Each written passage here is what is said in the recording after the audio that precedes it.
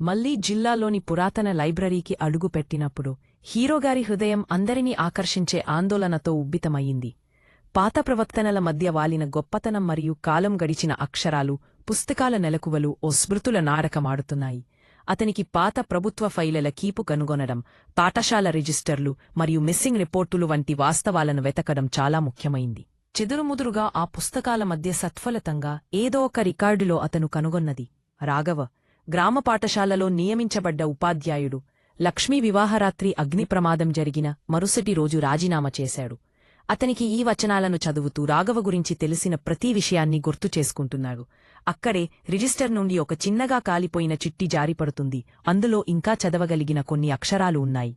లక్ష్ము, నేను అర్ధరాత్రి పాత వటవృక్షం దగ్గర నీకోసం ఎదురుచూస్తాను. మనం కలిసి పారిపోదాం. వీటిని చదివితే అతను షాక్ అవుతాడు. రాఘవ లక్ష్మితో పారిపోవాలని ప్లాన్ చేశాడని గ్రహించటం అతనికి తీవ్రమైన ఆందోళన కలిగించింది. తరువాత అతను అడవికి దగ్గరలోని పాత వటవృక్షం దగ్గరకు వైపు వెళ్లాడు. ఆ చెట్టు తొలిమీద చెక్కిన అక్షరాలు అతనిని కట్టిపడేశారు. L heart are. ఒక్కసారిగా చెట్టు చుట్టూ ఒక మనిషి విలపించే స్వరం వినిపించబడుతుంది. దీనిని వింటున్న సమయంలో అతని గుండె వేగంగా కొట్టుకుంది. అతను తిరిగి చూస్తాడు, కాని అక్కడెవరూ ఉండరు. ఆ రాత్రి అతనికి ఒక భయంకరమైన కల వస్తుంది. ఆ చెట్టు పరుగెడుతుంటాడు. వెనక్కు గ్రామస్థులు కంచాలతో, మంటలతో వెంబడుతున్నారు. లక్ష్మీ అని అతను కేకలు వేస్తాడు. కాని అతని స్వరం క్రమంగా చీకటిలో మాయమవుతుంది.